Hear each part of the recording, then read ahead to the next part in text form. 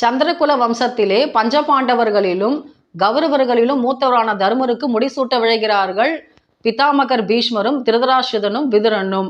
ஆனால் இந்த கணிப்பு துரியோதனனுக்கு பிடிக்கவில்லை. பஞ்சபாண்டவர்கள் புகழ் பெறுவது அவனுக்கு எரிச்சலை மூட்டுகிறது. அவன் பொறாமைப்பட்டு ஒரு செயலை செய்ய விழைகின்றான். அது என்னன்னா, வாரணாவதம் என்னும் கிராமத்துல ஒரு அரக்கு மாளிகையை எழுப்புகின்றான். எளிதில் தீப்பற்றக்கூடிய அரக்கு, தேன்மெழுகு முதலான பொருட்களை கொண்டு ஒரு மாளிகையை எழுப்புகின்றான். அதிலே குந்தி தேவியையும் பஞ்சபாண்டவர்களையும் ஒழித்து கட்ட தீர்மானித்து அதை கட்ட விழைகின்றான். இதை ஒப்புக்கொள்கின்றான் திருதராஷ்டிரன். அப்பொழுது அஸ்தினாபுரத்தை விட்டு புறப்படும் பொழுது விதுரர் ஒரு உதாரணத்தை சொல்கின்றார். அது என்னன்னா, யுதிஷ்டரே, காட்டில எவ்வளவு பெரிய கொடிய தீ ஏற்பட்டாலும் எலிகள் மட்டும் வலைகள் தோண்டி தப்பித்து கொள்ளும். இந்த உதாரணத்தை புரிந்து கொள்கின்றான் தருமன். அவன் வாரணாவதம் சென்றவுடன் அந்த அரக்கு மாளிகையிலே உள்ளே ஒரு சுரங்கப்பாதையை தோண்டச் செய்கின்றான் தன்னுடைய தம்பியான பீமனை கொண்டு. இப்பொழுது சுரங்கப்பாதை தயாராயிற்று.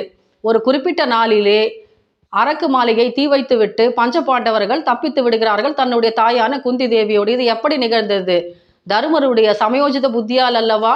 விதுருடைய சொற்பேச்சு கேட்டு தருமர் என்ன பண்றாரு, இந்த அற்புதமான முன்னெச்சரிக்கை ஏற்பாடுகளை செய்து தன்னுடைய தம்பிகளான அர்ஜுனன், நகுலன், சகாதேவன், பீமன் இந்த 4 பேரையும் தன்னுடைய தாயான குந்தி தேவியும் காப்பாற்றியது விதுருடைய அறிவுரையாலும் மற்றும் முன்னெச்சரிக்கை நடவடிக்கையாலும் சமயோஜித புத்தியாலும் இது நிகழ்ந்தது.